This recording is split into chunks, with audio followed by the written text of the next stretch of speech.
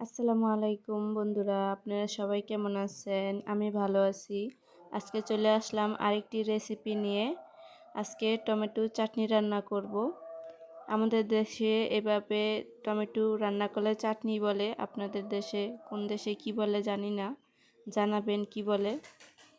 আগে আমি তেলে মরিচ দিয়ে দিলাম, মরিচটা ভাজা হয়ে গেলে পেঁয়াজ দিয়ে দিলাম। পেঁয়াজটা লাল হয়ে গেলে তখন আমি টমেটোগুলো দিয়ে দিব।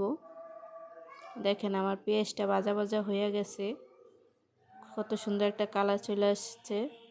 এখন আমি টমেটোগুলো দিয়ে দিলাম, একটু হলুদ দিলাম, একটু লবণ দিলাম, লাইড়ে চেড়ে ঢেকে দিব।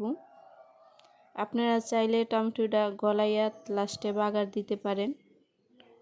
আমি আগেই দিছি, আমি দুইভাবে রান্না করি। আজকে এভাবে আপনাদেরকে দেখাইলাম, পরবর্তীতে আমি আবার অন্যভাবে দেখাবো। কাঁচামরিচও দিয়ে দিলাম। আপনারা যে যতটুকু ঝাল পছন্দ করেন ওরকমই দিবেন। আমি একটু ঝালই রান্না করলাম।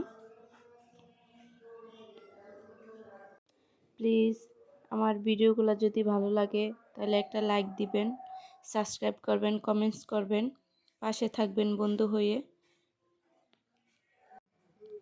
এই যে দেখেন আমার টমেটোটা গলে গেছে। এখন আমি আর একটু টানাবো। আপনারা চাইলে এভাবে রান্না করে খাইতে পারেন, অনেক ভালো লাগে। আপনারা কিভাবে রান্না করেন জানি না, আমি এভাবেই রান্না করি, তাই নিয়ে আসলাম আপনাদের মাঝে। ভালো লাগলে প্লিজ সাবস্ক্রাইব করবেন, পাশে থাকবেন, আমাদের জন্য দোয়া করবেন। পরবর্তীতে আবার চলে আসবো নতুন কোনো রেসিপি নিয়ে। ততক্ষণ আপনারা সবাই সুস্থ থাকবেন। আজকে এ পর্যন্তই। আল্লাহ হাফেজ।